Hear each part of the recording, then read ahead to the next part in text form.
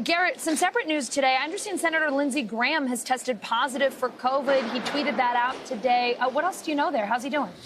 That's right. He also tweeted that his symptoms were fairly mild and that he knows they would have been worse had he not been vaccinated. Graham is the first so-called breakthrough case in the Senate where the vast majority of members and staff have been fully vaccinated.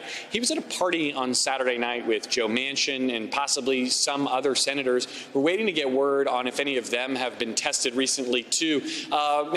Graham's expected to recover. He says his symptoms are mild, but in a week where every single vote counts, you've got a 60 vote threshold for that infrastructure bill. Graham was expected to be one of those 60, and then potentially all 50 Democrats would be needed for that Democrat-only reconciliation bill they want to work on next.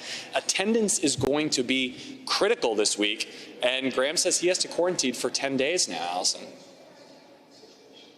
Garrett, any renewed talk about perhaps masking there on the Senate side? I know that it hasn't been particularly attractive, if you will. It has been recommended but not required. I have mine today with the city of Washington, D.C. putting a mandate back in place for indoor locations. That doesn't include the Capitol because it's a separate deal. But I think most of us who live in D.C. at least have just gotten used to having our masks and wearing them around inside, even here in the Senate going forward. Smart move for sure. All right, we got a little update or the latest in the feuding between House Minority Leader Kevin McCarthy and Nancy Pelosi. He's taken some heat for joking it would be hard not to hit Nancy Pelosi with the gavel if he became House Speaker. What's the latest on the drama between these two? Any reaction to that one?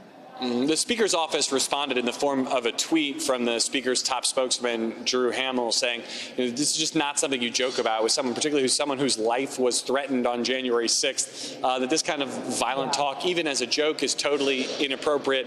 The enmity between those two politicians, worse than it has been in quite a long time up here. McCarthy's office, for what it's worth, has only said that he was obviously joking, but hasn't apologized. All right, Garrett Haake, thank you so very much. You bet. Hey, NBC News viewers, thanks for checking out our YouTube channel. Subscribe by clicking on that button down here and click on any of the videos over here to watch the latest interviews, show highlights, and digital exclusives. Thanks for watching.